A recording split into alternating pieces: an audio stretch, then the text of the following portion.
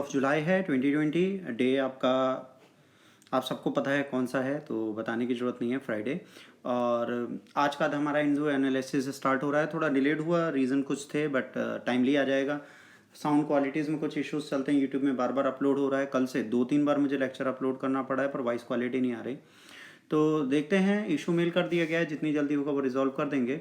आइए news analysis पे चलते हैं दोबारा बिना देरी के। जैसे आजकल आपको न्यूज़ मिली थी कि यूपी में जो गैंगस्टर था कानपुर का, जिसे आप विकास दुबे बोल रहे थे, वो कैप्चर कर लिया गया था और उनको लखनऊ लाया जा रहा था। लखनऊ लाते समय जब उन्हें उत्तरा एमपी से गिरफ्तार किया गया उज्जैन महाकाल के मंदिर के पास से, इसके बाद जब इन्हें वापस लाया जा रहा था तो उस टाइम पे गाड़ी का एक्सीडेंट हो गया आज मॉर्निंग में, और ये भागने की कोशिश कर रहे थे। उस टाइम पे इनको इनकाउंटर कर दिया गया और ये मर गए। अब क्वेश्चन आ रहा है पुलिस की फंक्शनिंग एंड ऑल पे अगेन। अभी देखिए, कस्टोडियल ट्रायल में लोग मरे, अभी ये भी है, तो इश्यूज कुछ ना कुछ चल रहे हैं। बट देखिए, अगर किसी क्रिमिनल को मारा गया है तो वो किस वे से मारा गया ये क्वेश्चन नहीं करता, बट ये क्वेश्चन करता है कि एक गैंगस्टर जिसके ऊपर 70 से 80 मुकदमे थे ऑलरेडी, एक डेंजर था हमारी सोसाइटी के लिए, अगर उसे किसी भी वे में ख़त्म किया गया तो कोई बड़ा इशू नहीं है। बट इसको पॉलिटिकली बहुत आगे ले जाया जा रहा है, इसके इश्यूज़ को सामने लाया जा रहा है। तो ये करना बंद करें। अच्छा, ये मर गए, बाकी क्या कैसे हुआ उसके बारे में बाद में बात हो जाएगी।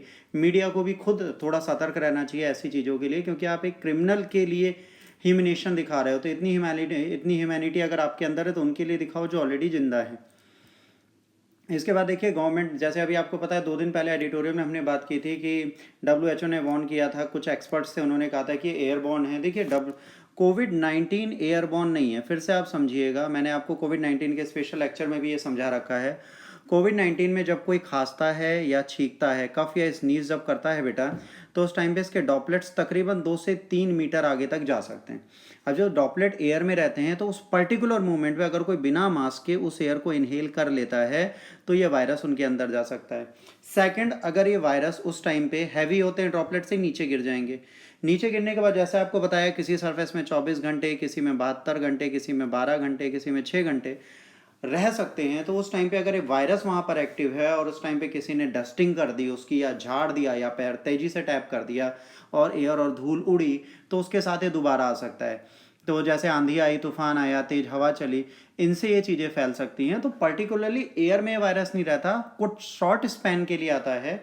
तो इसके लिए बेस्ट है अगर आप N95 मास्क पहनते हैं, तो ये वायरस से प्रॉपरली आपको प्रोटेक्ट करता है। तो एयरबॉर्न डिजीज़ ये मानी जा सकती है, बट ये एयरबॉर्न है नहीं वायरस। इससे बचने के लिए बेस्ट तरीका है, आप 95 जब भी बाहर निकलें उसे पहने रहें। इससे ज़्यादा वरीड होने की ज़रूरत नहीं है। WHO पहले भी ये चीज़ बोल चुका है 3 दिन पहले भी, तो आप इतना परेशान ना हो, ये चीज़ें ईजिली टैकल की जा सकती हैं। इसके बाद, India seeing green shoots of the economic revival. जाहिर सी बात है, आप ग्लोबल कंपनीज़ के लिए हम भी अपनी इकोनॉमी खोल रहे हैं, अपने हैंड्स हम पसार रहे हैं कि भाई लोग हमारे यहाँ आएँ और हमारे यहाँ इन्वेस्ट करें। उस पर एक मीटिंग हुई थी, उस पर मोदी जी बोल रहे थे, तो इस पर है, एक बार आप पढ़ लीजिएगा, बहुत इंपॉर्टेंट नहीं है, एडिटोरियल सेक्शन में आएगा तब हम इसके बारे में प्रॉपरली पढ़ेंगे। Nepal blacks out Indian news channel. देखिए, नेपाल का डेमोक्रेटिक पोर्शन जो है इस वक्त एंटी इंडियन है और प्रो चाइनीज़ है। तो जो ऑलरेडी हमारे लिए एंटी इंडियन है बेटा, उनको सही करना या उनको इम्प्रूव करना बड़ा मुश्किल है। इन्होंने हमारे न्यूज़ चैनल्स को भी बैन करना स्टार्ट कर दिया है। इनका कहना है जो पॉलिटिकली हमारे लिए बुरा करेंगे हम उनको बैन करेंगे। अगर हमारी डेमोक्रेसी और हमारे पर्सन्स और हमारे लोगों के बारे में कुछ भी गलत बोला जाएगा तो उसे बैन करेंगे। तो कहीं ना कहीं इंडिया के साथ इनके स्ट्रेटजिक गेम्स हैं, चाइना के साथ मिलके। तो हमारे न्यूज़ चैनल बैन किए जा रहे हैं। इंटरनेशनल रिलेशन के लिए एक इंपॉर्टेंट न्यूज़ बनता है, आप देख लीजिएगा। ये बेटा, अगर आप ऐसे राइटिंग या इंडियन सोसाइटी एंड कल्चर की बात करेंगे, एथिक्स की बात करेंगे, उससे रिलेटेड एक क्वेश्चन हो जाएगा। जैसा आपको पता है कि कोविड-19 जब से स्प्रेड हुआ तब से हमने एजुकेशन को ऑनलाइन कर दिया। एजुकेशन ऑनलाइन करने के बाद हमें पता चला कई ऐसे प्लेसेस हैं जहाँ पे बिजली नहीं है, इंटरनेट नहीं है, फ़ोन नहीं है, मोबाइल नहीं है, टेलीविज़न नहीं है। तो उन गवर्नमेंट्स ने रिक्वेस्ट की है पीपल से जो केपेबल है वो मोबाइल टेलीविज़न सब डोनेट करें। तो एक लड़की को ये डोनेशन में एक चीज़ मिली जिसे टीवी बोलते हैं। जब इसके यहाँ टीवी पहुंची थी, इसे पता चला कि टीवी तो है बट ना इलेक्ट्रिसिटी का कनेक्शन है ना कोई अदर ऑप्शन है, तो कैसे चलाएं। तो बाद में ये संज्ञान आया कि इलेक्ट्रिक एप्लाइंसेस के साथ आपको बिजली भी पहुंचानी होगी। वो बेचारी रात को कैंडल लाइट में पढ़ती थी और जो अवेलेबल बुक्स थी उनसे, तो वो ऑनलाइन एजुकेशन का फ़ायदा नहीं ले पा रही। हमारी कंट्री में कई ऐसे लोग हैं जो ऑनलाइन एजुकेशन तक नहीं पहुँच पाते, तो हमें उस पर भी बेशक ध्यान देना चाहिए कि ऑनलाइन एजुकेशन तक ये लोग कैसे पहुँचेंगे।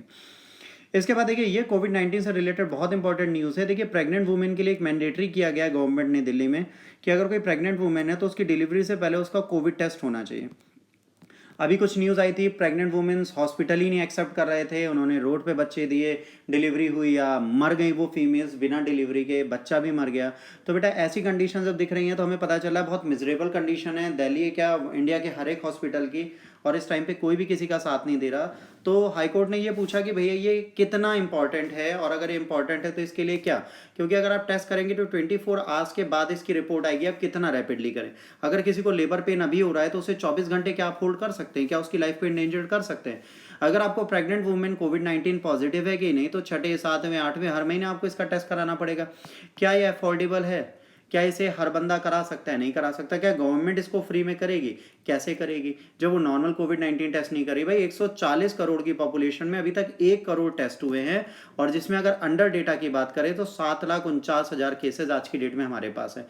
अंडर डेटा का मतलब है अभी इस डेटा को हमने प्रॉपर्ली रिलीज नहीं किया, हमने कई जगह तो अभी एनालिसिस भी नहीं किया, उसके बाद हमने जो रजिस्टर्ड केसेज हैं उनके बारे में देख के हम 7.5 लाख पे हैं। और अगर अभी हम 140 करोड़ की पॉपुलेशन को टेस्ट करें तो हम सीआर से ऊपर चले जाएंगे।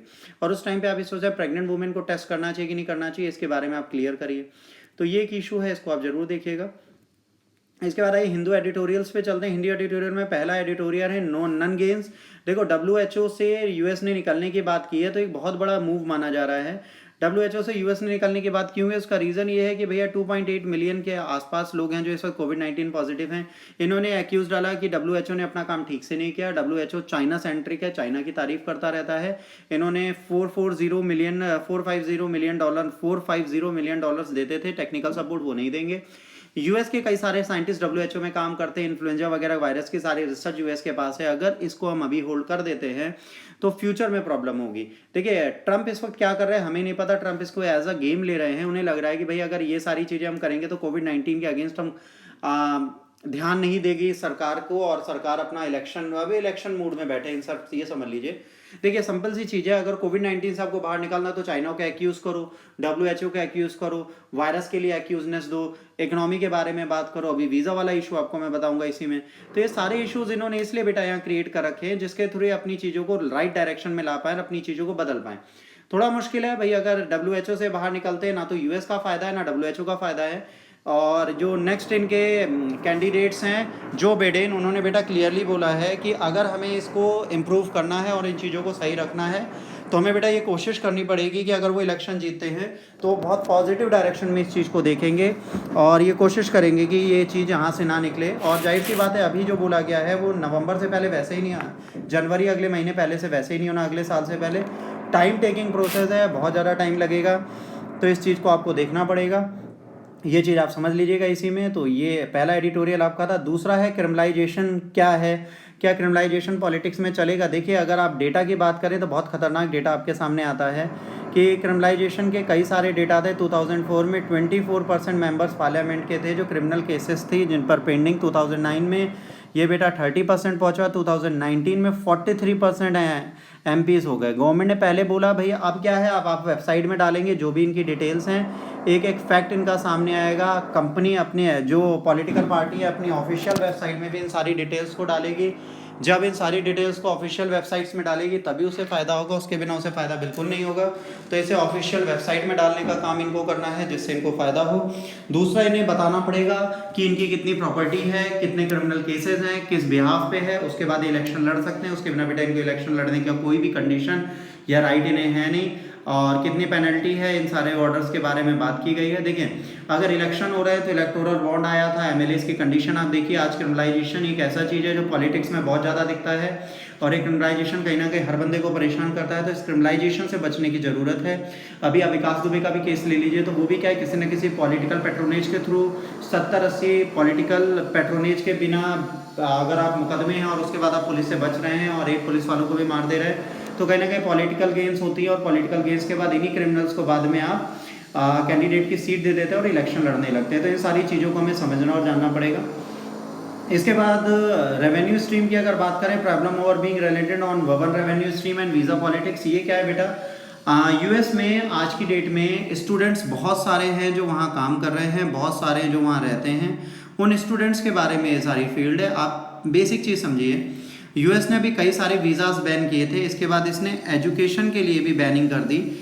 यहाँ पर 2 लाख के आसपास इंडियन और 6 लाख के आसपास चाइनीज़, 4 से 6 लाख चाइनीज़ यहाँ पर रहते हैं स्टूडेंट्स जो यहाँ पे काम करते हैं और पढ़ाई करते हैं। याद रखिए, इंटरनेशनली अगर आप किसी कंट्री की बात करें तो यूएस का सबसे ज़्यादा गेन होता है फॉरेन एजुकेशन के स्टूडेंट से, क्योंकि वो बहुत ज़्यादा फीस देते हैं। 41 billion US dollar per annum कमाता है यूएस टूर एंड टूरिज्म और इनके रेवेन्यू से। कोविड-19 आने के बाद ये चाइना को प्रोटेक्ट करना चाहते थे, चाइनीज़ स्टूडेंट्स को भगाना चाहते थे, जिस चक्कर में इन्होंने पूरे वर्ल्ड के स्टूडेंट्स को बैन कर दिया, जिसमें 2 लाख इंडियन स्टूडेंट्स भी सफ़र कर रहे हैं। अब वहाँ पे प्रॉब्लम क्या है, ऑलरेडी आपने वर्क वीज़ा लोगों को डिनाई कर रखा है। इसके बाद अगर आप एजुकेशन के लिए स्टूडेंट्स को भी आना मना कर देंगे तो वर्किंग वीज़ा आपको नहीं मिलेगा। दूसरा, हॉस्पिटैलिटी इंडस्ट्रीज़, अदर इंडस्ट्रीज़ में जो लोग काम करते हैं वो भी कम हो जाएंगे। आप अकेले वहाँ के लोगों से काम नहीं चला सकते, क्योंकि यूएस के लोग इतने टेक्निकली या हॉस्पिटैलिटी में गुड नहीं है, तो आज की डेट में प्रॉब्लम है। और ये कंडीशन कोविड-19 के टाइम पर जिस तरीके की वहाँ पे कंडीशन है, उसके बाद आप ये काम कर रहे हैं तो आप कहीं ना कहीं मेडिकली अपने आप को और वीक कर रहे हैं, फाइनेंशियली भी खुद को वीक कर रहे हैं। तो आपको सोचना पड़ेगा आप किस तरह से इन कंडीशंस को बना सकते हैं, क्योंकि जो स्किल्ड लेबर आपको मिलता है जॉब्स के लिए वो इंडियन, चाइनीज़ और फॉरेन वर्कर्स का था। और ये यूएस को नहीं भूलना चाहिए कि अगर ये इस चीज़ को करेगा तो फॉरेन में कई ऐसी कंट्रीज़ हैं जो फॉरेन एजुकेशन इस वक्त दे रही हैं, लोग उन कंट्रीज़ की तरफ भागेंगे।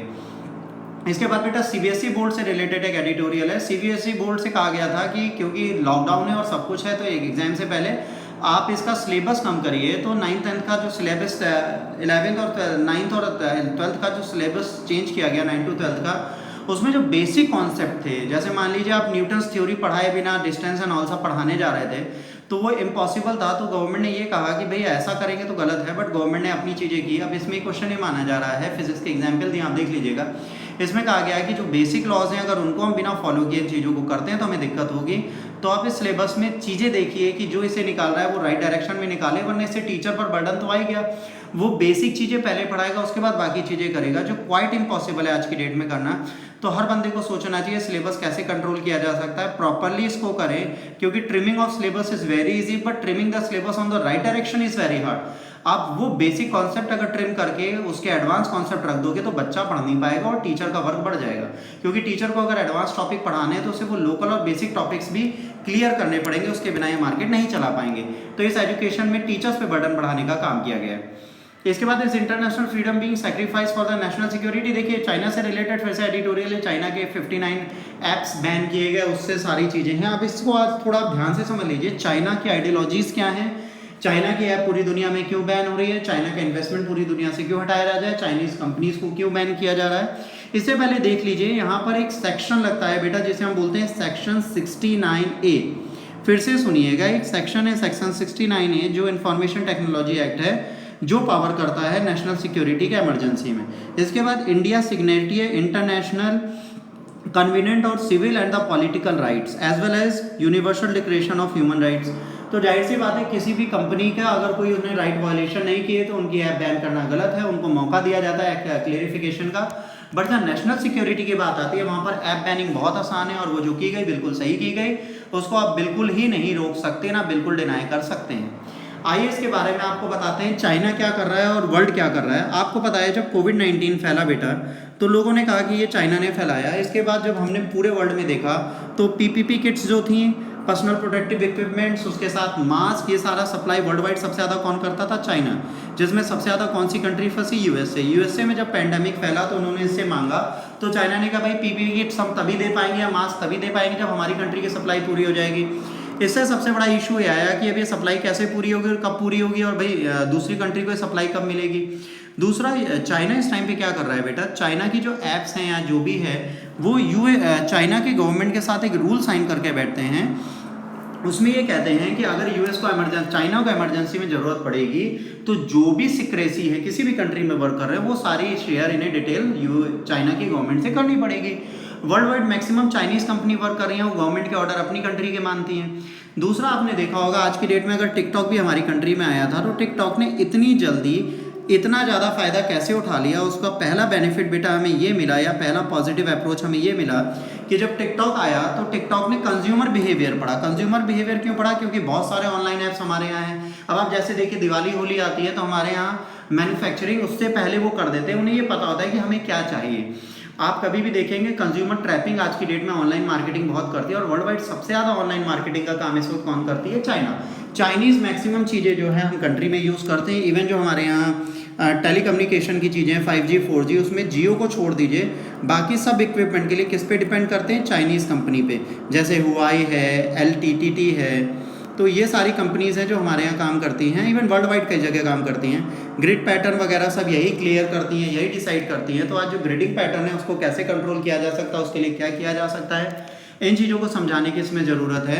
आज देखिए क्या हो रहा है कि अगर कल को चाइनीज़ कंपनीज़ की सिक्रेसी आई और चाइनीज़ कंपनीज़ को अपनी चीज़ें शेयर करनी पड़ी तो प्रॉब्लम होगी। चाइना ऑलरेडी वर्ल्ड मार्केट को एक लोकल मार्केट की तरह देख रहा है और उसके लिए वो सारे क्रिएशन करने की कोशिश कर रहा है कि इस वर्ल्ड मार्केट को वो एक लोकल मार्केट बना दे और लोग इसके साथ फ़ायदा उठाएं।